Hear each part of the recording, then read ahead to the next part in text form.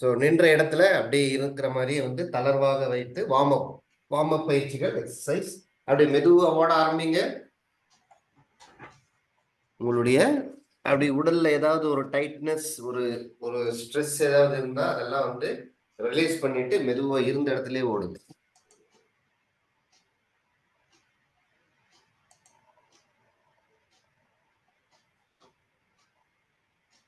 மெதுவாக, மிக மிக மெதுவாக தளர்வாக வைத்து அப்படி ஓடிட்டே இருங்க. கைகள் கால்கள், இந்த கை விரல்கள் எல்லாம் அப்படி நல்லா சுத்துங்க.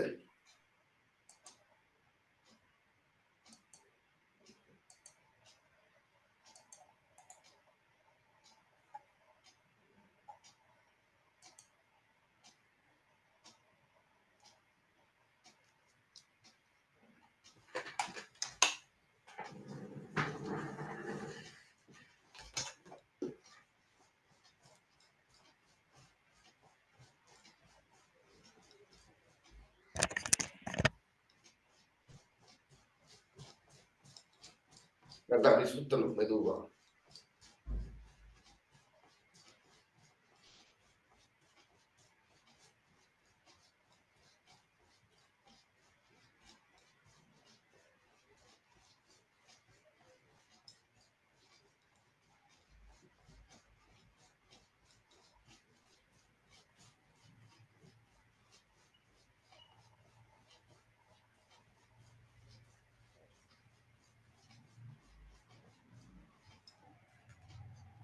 ஓய்வு, ரிலாக்ஸ்.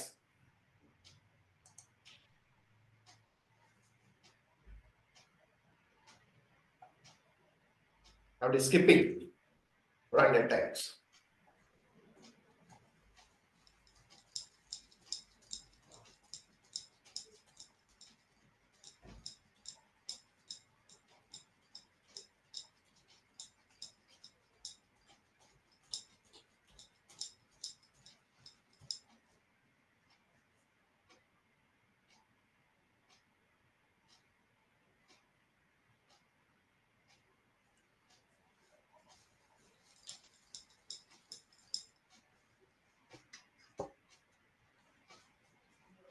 கைகள் மேலே,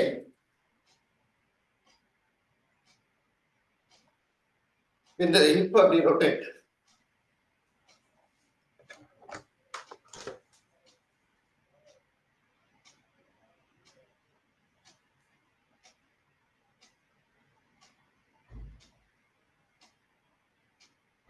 ஓய்வு,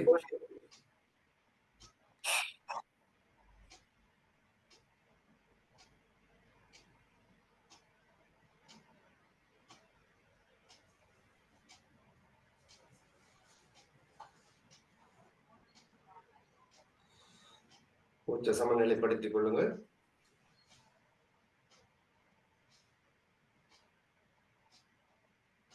கால்கள் தோளுக்களவா கொஞ்சமா விரிச்சு வச்சுக்கோங்க. தாடாசு. எல்லா கைகளை மெதுவா மேல கொண்டு வந்து நல்ல இன்டர்லாக் மேல் நோக்கி இழுக்கணும்.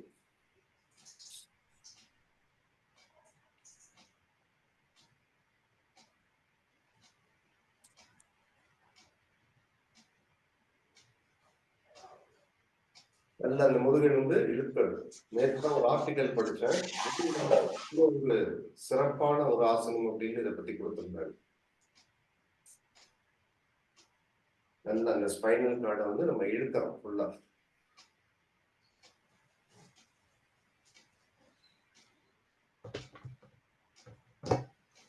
10,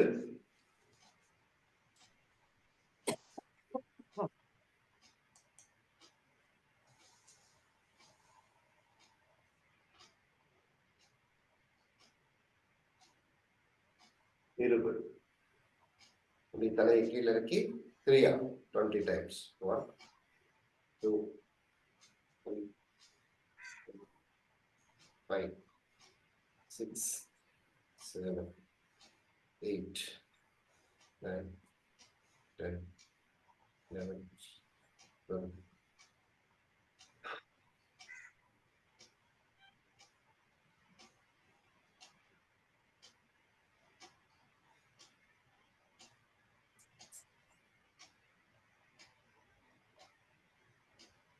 ரிலாக்ஸ்.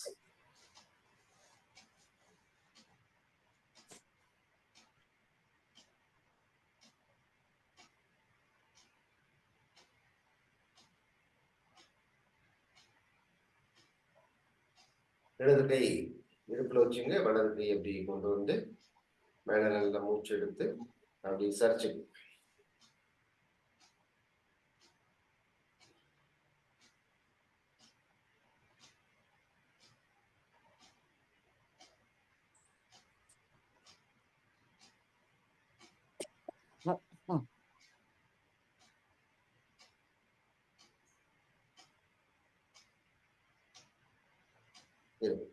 இப்படி கைகளை மாத்திக்கங்க. மூச்சை விட்டுட்டே வந்து வலது கை இடுப்புல வச்சு இடது கை.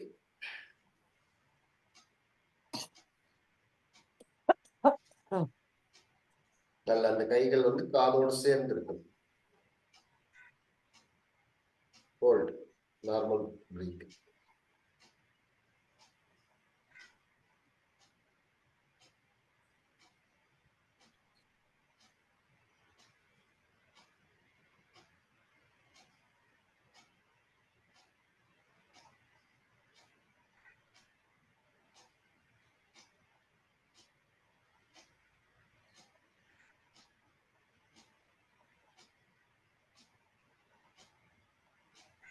மூச்சு எடுத்துட்டே வந்துருங்க.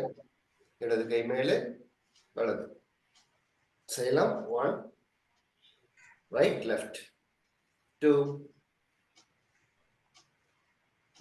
3 4 5 6 7 8 9 10. Relax. ஓய்வு.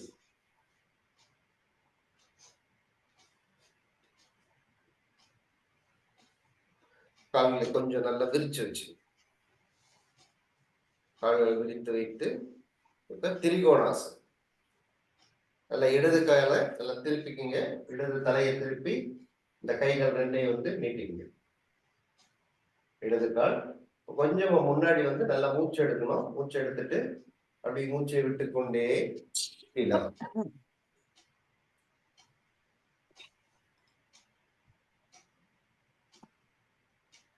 இந்த காலை கையால எவ்வளவு தூரம் பிடிக்க.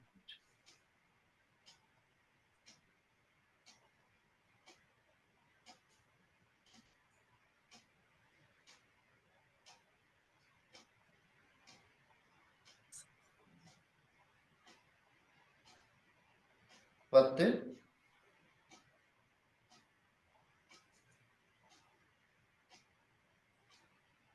20.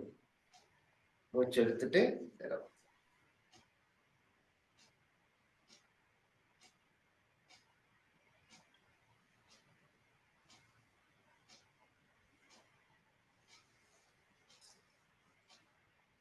இந்த வலது கால் கால்களை நல்லா விரிச்சு வைத்து இந்த வலது காலம் திருப்பிக்கணும். தலையை திருப்பி பார்க்கணும். கைகள் பக்கவாட்டு அப்படி கொஞ்சம் முன்னாடி வந்துட்டு நல்லா மூச்சு எடுக்கணும். மூச்சை விட்டுட்டு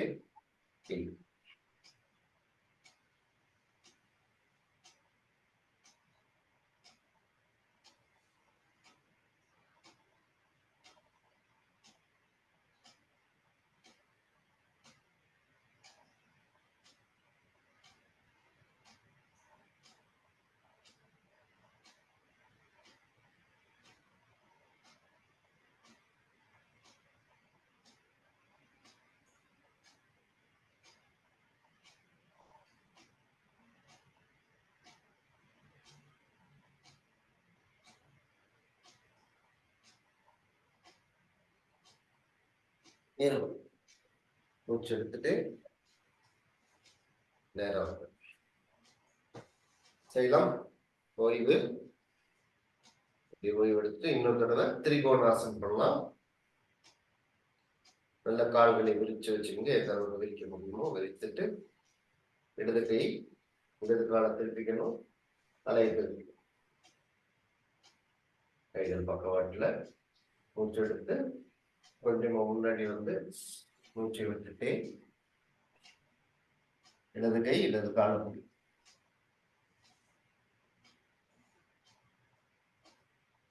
தலையை திருப்பி வலது கையை பார்க்கறதுக்கு ட்ரை பண்ணணும்.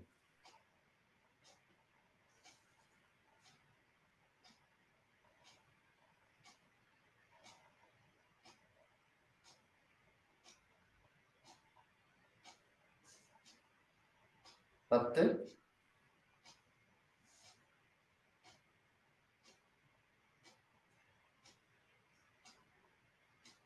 20. எடுத்துட்டு நேரம் ரிலாக்ஸ்.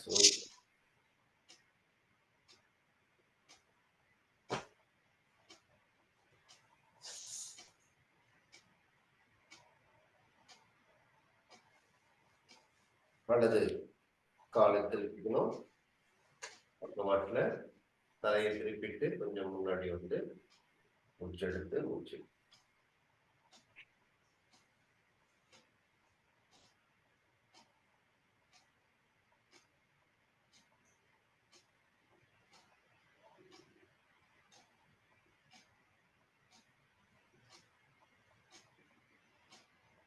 பத்து,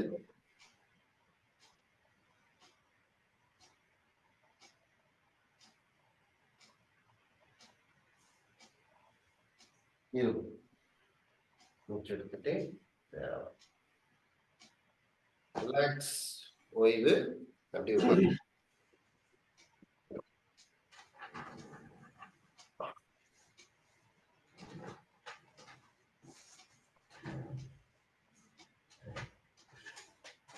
சூப்பர், வெரி குட். அருமையான ஒரு இந்த சைடு ஹிப்ஸுக்கு நம்ம அந்த முதுகெலும்புக்கு நிறைய வேலைகளை கொடுத்தோம்.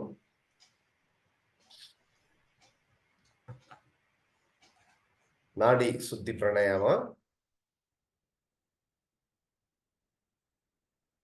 இடது கை சின்முத்ரா தொடை மேலே இருக்கட்டும். வலது கை 2 நாசிகா முத்ரா.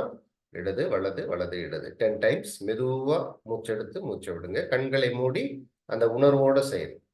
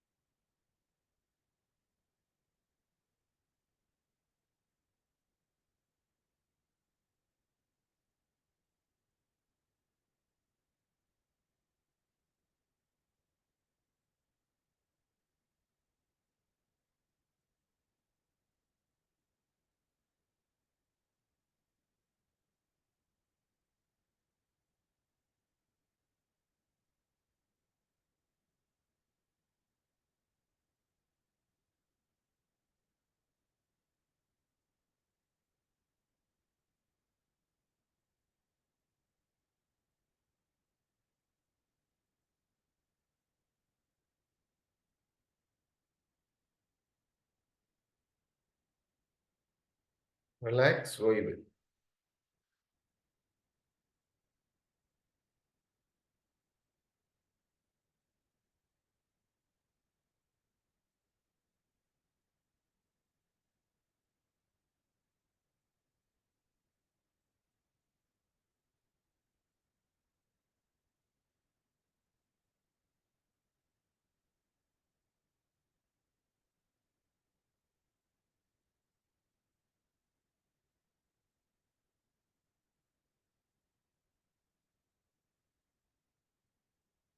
கைகள் நல்லா தேய்ச்சி.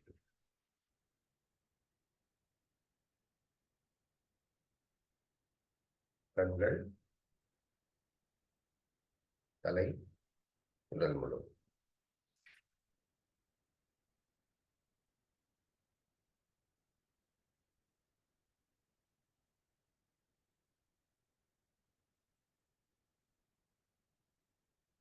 வாழ்த்துக்கள். இன்றைய நாள் சிறப்பான நாளாக அமையட்டும்.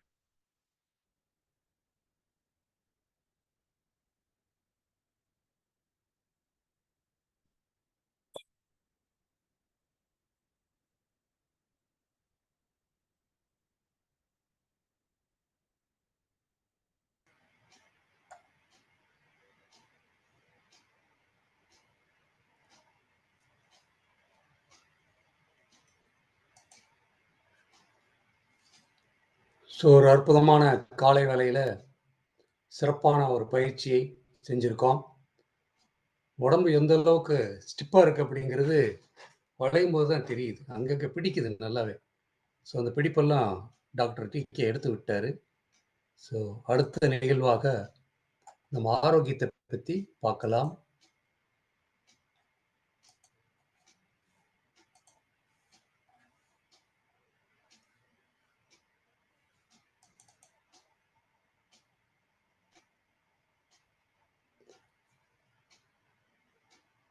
இன்னைக்கு நம்ம பார்க்க போகிறது கொஞ்சம் முக்கியமான விஷயம்தான். நரம்பு மண்டலத்தில் டயபெட்டிக் பீப்புளுக்கு வரக்கூடிய ஒரு பிரச்சனையை பார்க்க போகிறோம். சார் ஸ்க்ரீன் தெரியுதா? இன்னும் வரல சார். இப்போ இன்னும் வரல. ஐயோ ப்ராப்ளம் இருக்கு.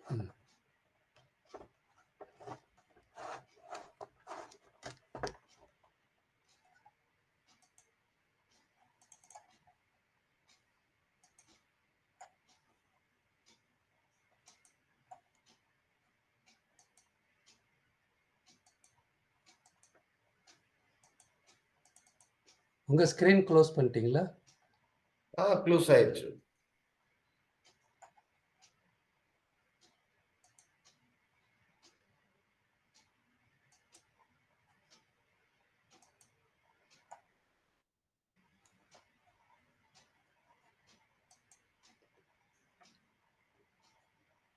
நீங்கள் பேசிட்டு நான் வெளியே போயிட்டு உள்ளே வரேன்.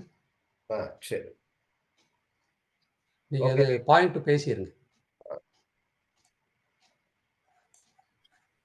ஏதோ சம் டெக்னிக்கல் ப்ராப்ளம். ஓகே சாருக்கு. நம்ம நேற்று சில விஷயங்களை பார்த்தோம் உங்கள் எல்லாத்துக்கும்.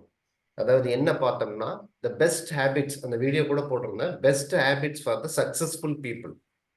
ஒரு நல்ல காமனான ஹேபிட்ஸ் எல்லாத்துக்குமே சக்சஸ் ஆகணுங்களுக்கு யாராவது ஒருத்தர் மியூட் பண்ணிட்டு அன்மியூட் பண்ணிட்டு சொல்லுங்க அது என்னென்ன ஹேபிட்னு,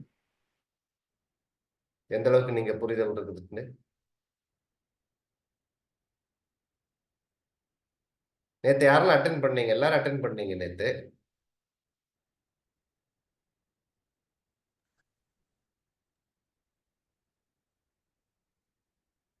சார் யாராவது ஒருத்தர் அந்த பெஸ்ட் ஹேபிட்ஸ் பத்தி சொல்லுங்க. நேற்று சொல்லி கொடுத்தது என்னென்ன காலையில எழுந்துக்கிறது சார்.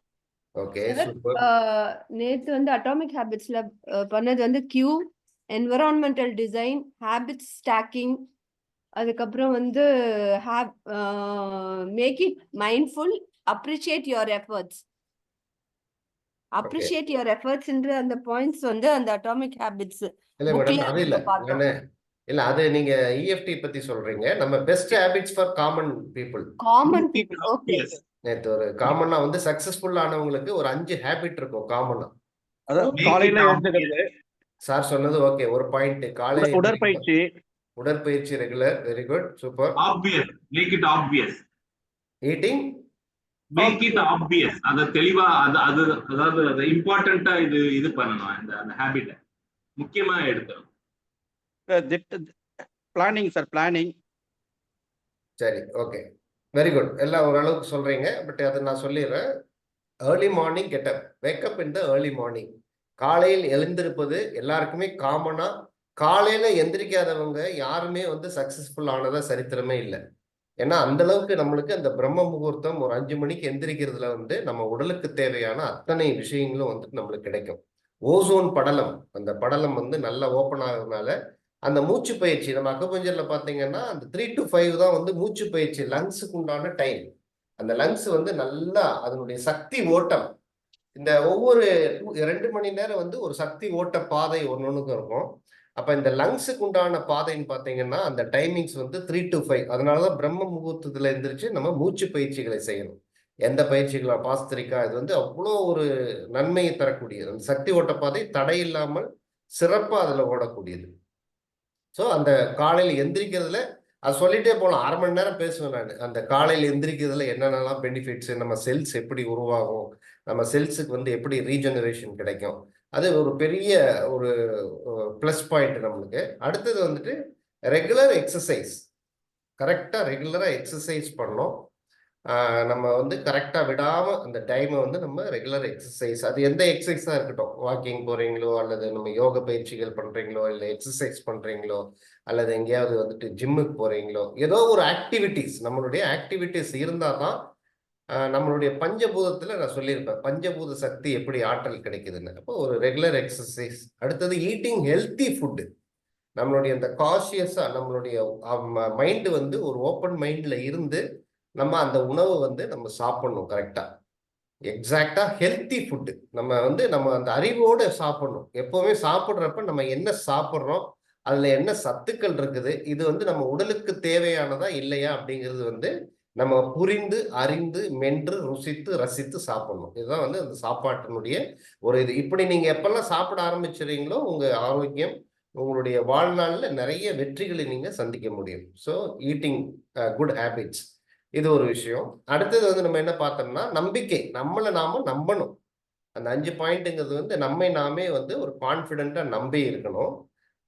ஸோ இது ரொம்ப முக்கியம். நம்ம வந்து நம்மளை நம்ம நம்பாம வேற யார் நம்ப போறாங்க, நம்ம வந்து நம்மளே வந்து கான்ஃபிடென்ட்டாக நம்பணும். அப்பதான் அடுத்தவங்க நம்மளுக்கு வந்து ஒரு மரியாதை கொடுப்பாங்க. ஸோ 5வது சொன்ன ஒரு விஷயம் தான் ரொம்ப ரொம்ப முக்கியமான ஒரு விஷயம். அது வந்து நம்மளுடைய டிசிப்ளின். நேற்று நான் சொன்னது டிசிப்ளின் ஏன் அப்படின்னு பார்த்தீங்கன்னா அந்த டி ஏபிசிடி 4ன்னு போட்டு ஐ அப்படின்ட்டு ஒவ்வொரு எழுத்துக்கும் நீங்க ஒவ்வொரு அந்த நம்பர்ஸ் கொடுத்துட்டு வந்தீங்கன்னா கடைசியில டோட்டல் பண்ணி பார்த்தீங்கன்னா இதனுடைய டோட்டல் வந்து 100 வரும். 100% இருக்கணும். 100% டிசிப்ளின் நம்மளுக்குள்ள அந்த ஒழுக்கம் இல்லாட்டி நம்மளால எதையுமே செய்ய முடியாது. ஸோ ஒழுக்கம்னா என்ன அப்படின்னா, இப்ப நம்ம ஒரு இந்த நிகழ்ச்சிக்கு வர்றோம், இந்த ஒரு இந்த ப்ரோக்ராமுக்கு வந்து நம்ம 5:45க்கு வரோங்கிறது வந்து நம்மளுக்குள்ளேயே வந்து ஒரு ஒழுக்கம் இருக்கும். 5:45 நான் வருவேன் அப்படிங்கிறது வந்து ஒழுக்கம். இதை யாரும் கேட்க போறது இல்லை. ஏங்க நீங்க வரலன்னு யாரும் தடி எடுத்து யாரும் பிரம்பால அடிக்க போறது இல்லை. ஏன் நீங்க வரல இன்னைக்கு, நான் 6 மணிக்கு வருவேன், 6:15க்கு வருவேன், 6:30க்கு வருவேன், முடியிற டைம்ல வருவேன், என்னை யாரும் கேட்க போறது இல்லை அப்படிங்கிறது ஒரு பக்கம் இருந்தாலும் இந்த சுய கட்டுப்பாடு அந்த டிசிப்ளின் வந்து நம்மளுக்குள்ளே நம்ம ஏற்படுத்திக்கணும். அந்த ஒழுக்கம் இருந்தா தான் நம்ம வந்து நம்ம மேல நம்பிக்கை வரும், பிரபஞ்சம் நம்மளை கவனிச்சுட்டு இருக்கோம். இதை வந்து நீங்க நல்லா புரிஞ்சுக்கணும். அப்படி ஒவ்வொரு விஷயத்திலயும் நம்மளுடைய ஒழுக்கத்தை வந்து நம்ம பார்த்துக்கணும். இப்ப நம்ம இதை பண்றோம்னா இதுக்குண்டான நம்ம ட்ரெஸ் என்ன, ட்ரெஸ் கோடு, கரெக்டான ட்ரெஸ்ஸை போடுறோமா, இது யாரும் கேட்க போறது இல்லை. இது வந்து யாரும் ஸ்ட்ரிக்டா ரூல்ஸ் அண்ட் ரெகுலேஷன்ல எழுதல.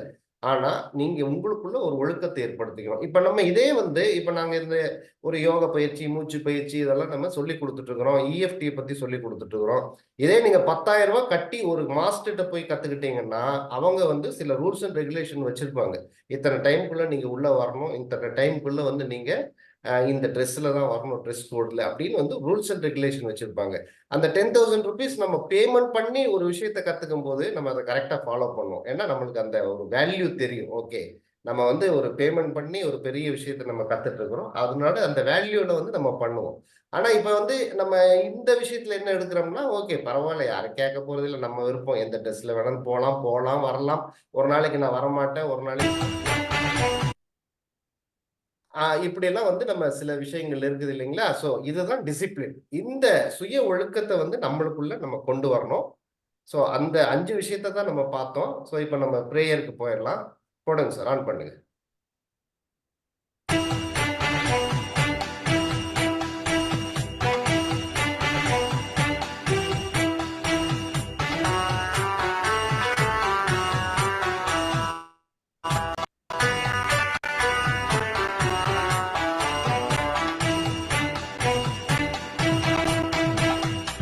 உலகமெல்லாம் பருவமழை ஒத்தபடி பெய்யட்டும். உழவரெல்லாம் தானியத்தை உவப்புடனே பெருக்கட்டும். பல தொழில்கள் புரிகின்ற பாட்டாளி உயரட்டும். பகுத்துணர்வில் தொகுத்துணர்வு பண்பாட்டை உயர்த்தட்டும். நலவாழ்வை அளிக்கும் மெய் ஞான ஒளி வீசட்டும். நம் கடமை அறவாழ்வின் நாட்டத்தே சிறக்கட்டும். நம் கடமை அறவாழ்வின் நாட்டத்தே சிறக்கட்டும். நம் கடமை அறவாழ்வின் நாட்டத்தே சிறக்கட்டும். வாழ்க வையகம், வாழ்க வையகம், வாழ்க வளமுடன்.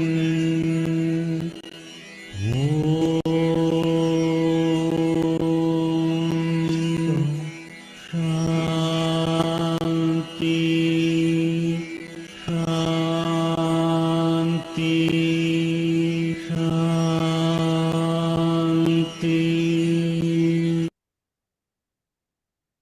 ஸோ இன்னைக்கு கொஞ்சம் டெக்னிக்கல் ப்ராப்ளம் இருந்ததுனால லேட் ஆகிடுச்சு, சாரி. இப்போ இந்த இதில் நம்ம பார்க்க போகிறது இந்த சக்கரை நோயை பற்றி ரொம்ப தெளிவாக பார்த்தோம். ஆனால் முக்கியமாக அதில் இந்த காம்ப்ளிகேஷன்ஸ் பாதிப்புகளில் இரத்த குழாய்கள் பாதிப்பு தான் ரொம்ப அதிகமாக இருக்கும், நரம்பு பாதிப்பு அதிகமாக இருக்கும். நீங்கள் டயபெட்டிக் பேஷண்ட்டில் பாருங்கள், ஆம்புடேஷன், இந்த கால் எடுக்கிறது, கண்ணு பார்வை குறைகிறது, இந்த மாதிரி பல பிரச்சனைகளை பார்த்துருப்பீங்க. இதில் முக்கியமாக எல்லாத்துலேயும் நடக்கக்கூடியது என்னென்னா இந்த இரத்த நாளங்கள். உங்களுக்கு படம் தெரியுது, இரத்த நாளங்கள். அது கடைசியில் பாருங்கள், ஒரு ஆணி வேறு மாதிரி ஜல்லி வேறுன்னு சொல்லுவோம் இல்லையா, மரத்தினுடைய வேர்களில் ஜல்லி வேறுன்னு சொல்லுவோம், மெல்லுசாக இருக்கக்கூடிய வேர்கள். அதுதான் நிலத்திலிருந்து நீரை எடுக்கக்கூடியதாக இருக்கும். அந்த மாதிரி தான் அந்த ஒவ்வொரு ஆர்டரியிலையும் வெயின்ஸ்லையும் கடைசியில் இந்த மாதிரி ரொம்ப நுண்ணிய இரத்த குழாய்கள் இருக்கும். அப்போ அந்த இரத்த குழாய்கள் அடைபடும் போது தான் நமக்கு இந்த மாதிரியான இந்த காம்ப்ளிகேஷன்ஸ் எல்லாம் வருது. சக்கரை நோயாளிகளுக்கு இது ரொம்ப ரொம்ப அதிகமாக இந்த மெல்லிய இரத்த நாளங்கள் அடைபடும். அந்த குளுக்கோஸ் அதிகமாக இரத்தத்தில் கலந்து இருக்கிறதுனால இரத்த நாளங்கள் கடினமாகவும் அடைபடுறது ரொம்ப சுலபமாக நடந்துடும். அப்போ இந்த அதாவது சக்கரை நோயாளிகள் பார்த்திங்கன்னா ஹார்ட் அட்டாக் அப்படிங்கும்போது மற்றதை விட அதிகமாக அடைகிறதுக்கு காரணம் இந்த இரத்த நாளங்களுடைய அடைப்பு தான். ஸோ இந்த இரத்த நாளங்கள் அடைப்பு ஒரு பக்கம், இன்னொரு பக்கம் பார்த்திங்கன்னா இந்த இரத்த நாளங்கள் அடைப்படுறதுனால நம்ம நரம்பு மண்டலத்துக்கு சத்து போகாது, நரம்பு மண்டலத்துக்கு ரத்தம் செல்லாது. உங்களுக்கு தெரியும், இரத்த நாளங்களில் இருந்து ஒவ்வொரு செல்லுக்கும் உணவு போய் சேரணும். அந்த மாதிரி உணவு போய் சேரலைன்னா அந்த செல்லு சீக்கிரம் இறந்துடும். மூளைக்கெல்லாம் பார்த்திங்கன்னா ஒரு 10 நிமிஷம் ஆக்சிஜன் போகலைன்னா கூட ஹோமா ஸ்டேஜ் போயிடுவாங்க. இறப்பு அப்படிங்கிறது தவிர்க்க முடியாதா போயிடும். அந்த அளவுக்கு முக்கியமானது தான் இந்த குளுக்கோஸ். இந்த குளுக்கோஸ் இந்த நரம்புகளுக்கு பார்த்திங்கன்னா பரிமாறப்படுகிறது. இது ரொம்ப ரொம்ப முக்கியமாக தெரிஞ்சுக்க வேண்டிய விஷயம். ஏன்னா இந்த டயபெட்டிக் ஊண்டு அப்படின்னு சொல்லக்கூடியது யாருக்கு வருதுன்னா, யாருக்கெல்லாம் காலில் உணர்வில் குறைஞ்சி போச்சோ அவங்களுக்கு அந்த ஏதோ அடிபட்டாலோ, ஒரு முள்ளு குத்தினாலோ, ஒரு பீங்கான் குத்தினாலோ, ஒரு கல் அடிபட்டாலோ அவங்களுக்கு தெரியவே தெரியாது, வலியே தெரியாது. குத்துற மாதிரி இருக்கும் ஒரு சிலவருக்கு, சில பேருக்கு வலியே தெரியாது. அப்போ அதுக்கு சில டெஸ்ட் எல்லாம் எடுப்பாங்க. அந்த மாதிரி டெஸ்ட் எடுக்கும்போது டாக்டரை பார்த்துட்டு உங்களுக்கு நரம்புகளில் உணர்வு இல்லை அப்படின்னு சொல்லுவாங்க. அப்போ உணர்வு இல்லைன்னு என்ன அர்த்தம்? அங்கே இருக்கக்கூடிய நரம்பு செல்கள் இறந்துருச்சு அப்படின்னு அர்த்தம். இருக்கிறதுலே ரொம்ப ரொம்ப முக்கியமானது நரம்பு மண்டலம். இப்போ நீங்கள் பார்த்தீங்கன்னா ஸ்பைனல் கார்டு, நம்ம வீட்டில் பார்த்தீங்கன்னா எலக்ட்ரிக்கல் சிஸ்டம் இருக்கும். ஒரு இடத்துல வயர் கட் ஆகிடுச்சுன்னா கம்ப்ளீட்டாக அது போகக்கூடிய எல்லா ரூமுக்கும் பவர் வராது. அந்த மாதிரி தான் இந்த நரம்பு மண்டலம் நம்மக்கிட்ட ஒரு பல விதமான நரம்பு மண்டலம் இருக்கு. அதில் அட்டானமஸ் அப்படின்னு சொல்லி அதாக இயங்கக்கூடிய நரம்பு மண்டலம், பாராசிம்பத்தட்டிக் நரம்பு மண்டலம், சிம்பத்தட்டிக் நரம்பு மண்டலம்னு சொல்லுவாங்க.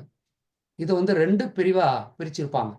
ஒன்று வந்து நம்ம அமைதியாக இருக்கும்போது, ரெஸ்ட்ல இருக்கும்போது உடம்பு வந்து செயல்படக்கூடிய நரம்பு மண்டலம்.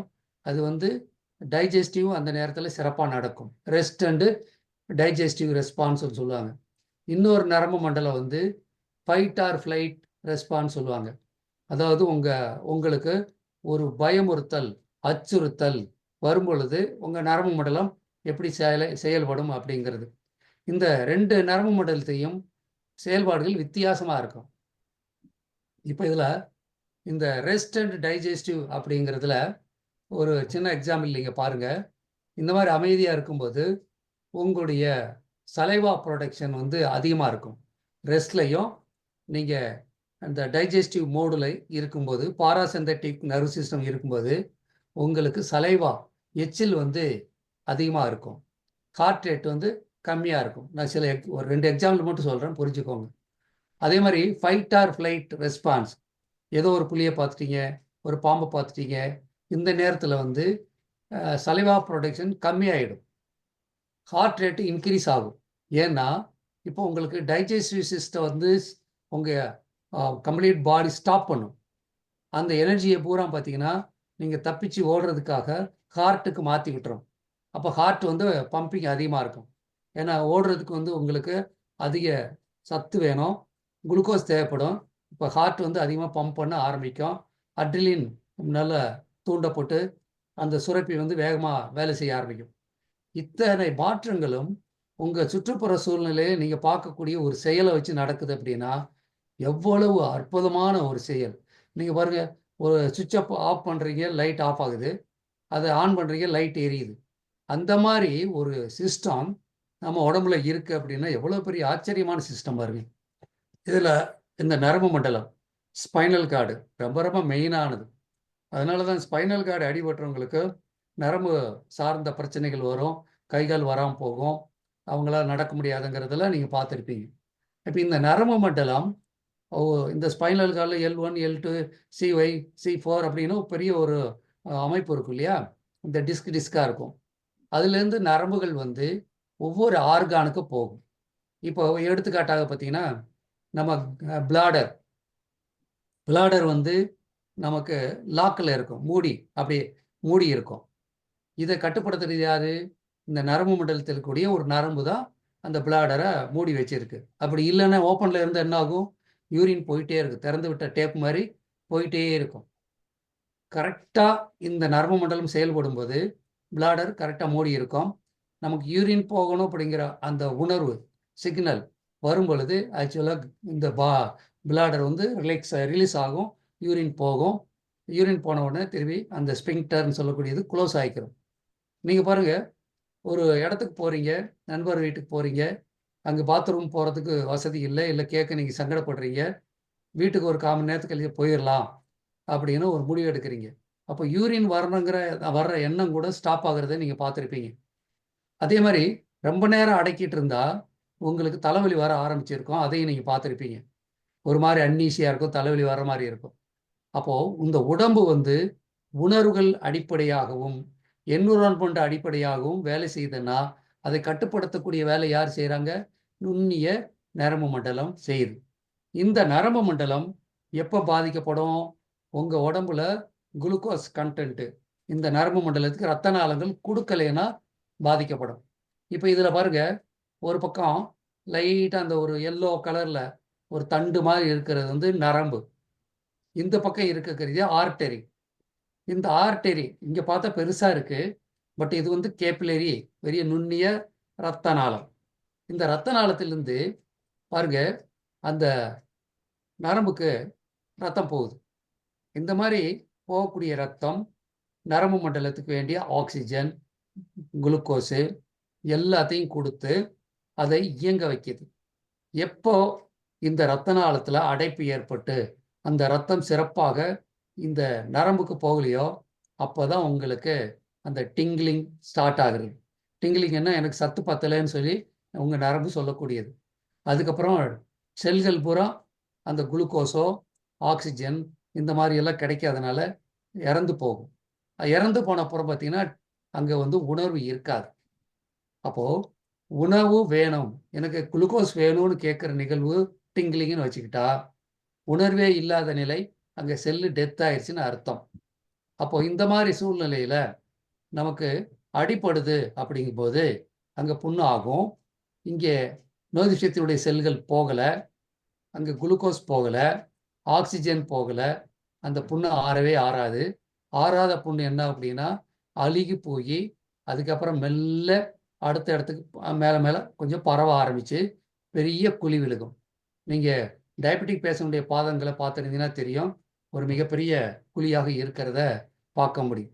அந்த வகையில் தான் இந்த நரம்பு மண்டலத்தை நம்ம பாதுகாக்கணுங்கிறது ரொம்ப ரொம்ப முக்கியமானது. இங்கே பாருங்கள், சர்க்கரை நோய் பாதங்களை பாதிப்பை நான் லைட்டாக காட்டியிருக்கேன். ஆனால் இதில் ஒரு மிகப்பெரிய பெரிய பெரிய பெரிய குழிகள் இருக்கிறது நம்ம பார்த்துருக்கோம். இந்த காலில் கூட பாருங்கள் 2 விரல் எடுத்திருக்காங்க. காரணம் என்ன அப்படின்னா டயபெட்டிக் கேங்கரின் வந்து அதை எடுத்திருக்காங்க. காலில் பாருங்கள், கீழே பாட்டத்தில் ஒரு பெரிய புண்ணு இருந்து அதுக்கப்புறம் ஆறி இருக்கு. ஓகே, ஸோ இந்த மாதிரி நடக்காமல் இருக்கணும் அப்படின்னா நம்ம நரம்பு மண்டலத்துக்கு ரத்தம் போகக்கூடிய முறையை சிறப்பாக வச்சிருக்கணும். எப்படி போக வைக்கிறது? இரத்த நாளங்கள் சர்க்கரை நோயாளிகளுக்கு வந்து இந்த மாதிரி அடைப்பு ஏற்படத்தான் செய்யும். அப்போ சர்க்கரை நோயாளிகள் முதல்ல செய்ய வேண்டியது சர்க்கரை கட்டுப்பாடு அப்படிங்கிறத விட அதை ரிவர்ஸ் பண்ணியே ஆகணும். சர்க்கரையை ரிவர்ஸ் பண்ணலை, மேனேஜ் பண்ணிகிட்டு இருக்கோம், நான் வந்து மாத்திரை சாப்பிட்டுட்டு இருக்கேன், இதெல்லாம் வேலைக்கு ஆகவே ஆகாது. எப்படியும் இந்த நரம்பு மண்டலம் ரத்தம் கிடைக்காதனால பாதிக்கப்படும். அதுக்கப்புறம் எல்லா விஷயங்களும் வரிசையாக வரும். அதை அடுத்தடுத்து நான் உங்களுக்கு தெளிவாக சொல்கிறேன். ஸோ அதனால் ரத்த ஓட்டத்தை மேம்படுத்துறதுக்கான உணவுகள் ஆகட்டும், துணை உணவுகள், எக்ஸசைஸ் இதெல்லாம் பண்ணணும். நம்ம காலையில் எக்ஸசைஸ் பண்ணுறோம், பயனுள்ளதாக இருக்கும். அதே மாதிரி நம்ம சாப்பாட்டில் ஒரு நரம்பு மண்டலத்தை மேம்படுத்தக்கூடிய உணவு முறைகள் ஹெர்பல் பயன்படுத்தணும். அதில் தான் வந்து நரம்பு மண்டலத்துக்கு கொத்தவரங்காயெல்லாம் சொல்லியிருப்போம். ஸோ அதில் சப்ளிமெண்ட்டில் எக்கச்சக்கமான சப்ளிமெண்ட் இருக்குது. இப்போ யாருக்காவது இந்த மாதிரி சர்க்கரை கட்டுப்படாத இருக்காங்க அப்படின்னா பெர்சனலாக அவங்களுக்கு, ஏன்னா அவங்க தன்மைக்கு தகுந்த மாதிரி நம்ம உணவுகளும் சப்ளிமெண்ட்டும் கொடுக்க வேண்டியிருக்கும். பெர்சனலாக நீங்கள் நம்மளை தொடர்பு கொள்ளும்போது அதற்கான அந்த அறிவுரைகள் கொடுக்கப்படும். ஸோ இது ரொம்ப கிரிட்டிக்கலான விஷயம். இரத்த நாளங்களுடைய பாதிப்பு நரம்பு மண்டலத்தை பாதிக்கும். அதனால வந்து ஏகப்பட்ட பிரச்சனைகள் வருங்கிறத உங்களுக்கு தெரியப்படும். இது பயமுறுத்துறதுக்கு அல்ல, வருமுன் காப்போம் அப்படிங்கிற அடிப்படைக்காக தான் இந்த தகவலை சொன்னேன். அடுத்து நம்ம அடுத்ததாக இஎஃப்டி பயிற்சிக்கு போயிடலாம்.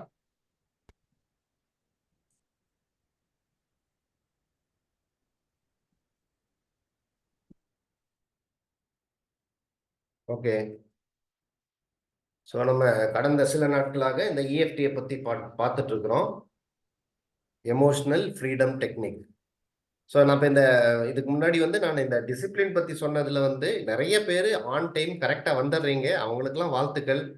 முடிஞ்ச அளவுக்கு எல்லாருமே வந்து வராதவங்களும் வந்து அந்த டைமில் வந்து அட்டென்ட் பண்ணுங்க. உங்களுக்குள்ள ஒரு சுய கட்டுப்பாடை நீங்கள் வச்சுக்கிட்டா தான், அந்த ஒழுக்கத்தை வச்சுக்கிட்டா தான் நம்ம அடுத்த லெவலுக்கு போக முடியும் அப்படிங்கிறது தான் இதனுடைய மெசேஜ். அப்போ இந்த காமன் ஹேபிட்ஸ் எல்லாத்துக்குமே இருக்கக்கூடியது. அந்த சக்ஸஸ்ஃபுல் நீங்கள் வந்து வாழ்க்கையில் பெரிய லெவல் நல்ல வெற்றி அடையணும் அப்படின்னா இந்த மாதிரி வந்து ஒரு 5 பழக்கங்களை வந்து நீங்கள் மெயின்டைன் பண்ணிக்கணும், வளர்த்துக்கணும். ஸோ இஎஃப்டி பற்றி பார்த்தோம், நம்ம ஒவ்வொரு பாயிண்ட்ஸாக நம்ம இதெல்லாம் பார்த்தோம். Next slide sir. உங்க இது வந்து இது போட்டுக்கிறேன், ஸ்பாட்லைட் போட்டு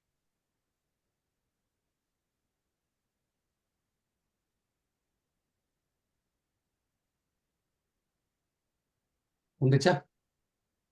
ஓகே. ஸோ நம்ம பாயிண்ட்ஸை பற்றி பார்த்தோம், பஞ்சபூதங்களை பற்றி பார்த்தோம். எப்படி இந்த பஞ்சபூதங்கள் வந்து நம்மளுக்கு உதவியாக இருக்கும், அதனுடைய ஆற்றல் என்ன, அந்த ஆற்றல் வந்து எப்படி நம்மளுக்கு ஒரு சக்தியாக மாறி நம்ம அந்த பஞ்சபூதங்கள் உடலுக்கு கொடுக்கறது, அதை பற்றியும் பார்த்துருக்குறோம். நம்ம எல்லாருக்கும் புரிஞ்சிருக்கும்னு நினைக்கிறோம். அடுத்தது வந்து நம்ம ஒரு பாயிண்ட்டை பார்த்தோம். ஃபர்ஸ்ட் பாயிண்ட் வந்து நம்ம கராட்டே சாப்டர் சொல்லக்கூடிய அந்த SI3 பற்றி பார்த்தோம். அடுத்தது UB2 BL2 அப்படிங்கிற இந்த புருவ மத்தியில் இருக்கக்கூடிய ஒரு பாயிண்ட்டை பார்த்தோம். ஸோ நம்ம அடுத்தது 3வது பாயிண்டாக வந்து GB1 அப்படிங்கிற ஒரு பாயிண்ட்டை பார்த்தோம். இது பார்க்க போகிறோம். ஸோ இது எந்த இடத்துல இருக்குதுன்னு பார்த்தீங்கன்னா, இந்த கண்கள் மூடும் பொழுது இந்த கண்களுக்கு இருக்கக்கூடிய அந்த ஓரத்தில், அந்த கண் வந்து மூடி இந்த நம்ம இமைகள் மூடும் பொழுது இந்த ஓரத்துல இருக்கிறது தான் வந்து இந்த GB1 அப்படிங்கிறது. இது GB அப்படின்னா இது அக்குபஞ்சர்ல சொல்லுவோம். இது வந்து EFTல வந்து அவங்க இந்த பாயிண்ட் பேர்லாம் சொல்லல, பட் அது ரிலேட்டட் டு அக்குபஞ்சர் பாயிண்ட் தான். GB அப்படிங்கிறது வந்து கேல் பிளாடர், நம்மளுடைய லிவருக்கு கீழே இருக்கக்கூடிய ஒரு சின்ன பை.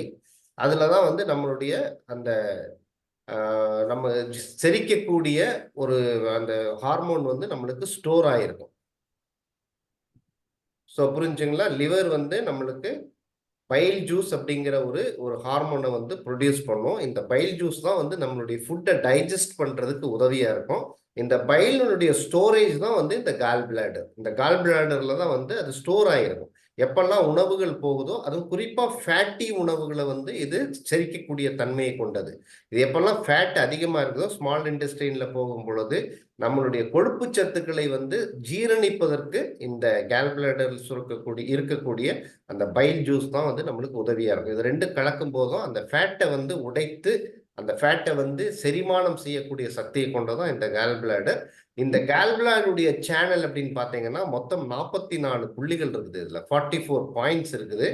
ஸோ இந்த 44 பாயிண்ட்ஸ் வந்து இங்கிருந்து தொடங்கி அப்படியே வந்து பின்னாடிலாம் போய் முன்னாடி வந்து இந்த லைன்ல அப்படி போய் உங்களுக்கு சைட்ல அப்படி கீழே வந்து இந்த காலில் இந்த கட்டை அந்த சிறு விரலுக்கு பக்கத்துல இருக்கக்கூடிய அந்த விரல்ல வந்து முடிவடையும். இதான் வந்து கால் பிளாடருடைய 44 பாயிண்ட்ஸ் வந்து நம்மளுக்கு இருக்கும். இந்த ஃபிகர்ல பிக்சர்ல பார்த்தீங்கன்னா தெரியும். இந்த காலில் வந்து பாதத்துல பார்த்தீங்கன்னா சுண்டு விரலுக்கு அடுத்த விரல்ல வந்து இந்த கால் பிளாடர் பாயிண்ட் வந்து முடிவடையும். 44 பாயிண்ட்ஸ் இருக்கும். ஸோ கண்ணுல இருந்து இங்கிருந்து தொடங்கும். இந்த நம்ம பார்த்த இடத்துல, அதாவது இந்த கண்ணுக்கு இமையில பக்கத்துல இருந்து இப்படி தொடங்கி கீழே வந்து இது முடியும். இதுதான் வந்து GB44. Next slide. ஸோ இதனுடைய கேரக்டரிஸ்டிக், இதனுடைய தன்மை என்னன்னு பார்த்தீங்கன்னா நெகட்டிவ் எமோஷன்ஸ் ரிலீஸ்ட் அந்த பாசிட்டிவ் எமோஷன் ஆடட். எப்பெல்லாம் நம்ம வந்து ஒரு நெகட்டிவ் எமோஷன்ஸோட இருக்கிறோமோ, ஒரு நெகட்டிவ் தாட்ஸ் நம்ம உடம்புல இருக்குது, எதா இருக்கட்டும், அது நம்ம பொறாமை குணமா இருக்கட்டும், அல்லது வந்து ஒருத்தர் மேல ரொம்ப வெறுப்பு காமிக்கிறதாகட்டும், இந்த மாதிரி நெகட்டிவ் தாட்ஸ் நம்மளை நாமே வந்து தாழ்மைப்படுத்தி கொள்வதாகட்டும், இந்த மாதிரி நெகட்டிவ் தாட்ஸ் தான் எமோஷன்ஸ் எப்பெல்லாம் நம்மளுக்கு ரிலீஸ் ஆகுதோ அந்த எமோஷன்ஸை வந்து பாசிட்டிவ் எமோஷன்ஸா, அதை வந்து நல்ல எதிர்மறை நேர்மறை எண்ணங்களாக மாற்றக்கூடிய ஒரு தன்மை கொண்டதான் இந்த கால் பிளாடர் GB1 என்று சொல்லக்கூடிய பாயிண்ட் இன் EFTல. This table helps visualize the emotional shift that occur when tapping on GB1. So இந்த டேப்பிங் அப்படின்னு சொல்லியிருக்கிறோம். நம்ம ஆல்ரெடி வந்து 3 பாயிண்ட் பார்த்தோம் இல்லைங்களா? இது டேப்பிங் அப்படிங்கிறது வந்து நம்ம ஒரு சாதாரணமாக இந்த 2 விரல்களால நம்ம தட்டலாம், அல்லது 3 விரல்களாலையும் தட்டலாம். எப்படி வேணாலும் நம்ம டேப்பிங் பண்ணிக்கலாம்.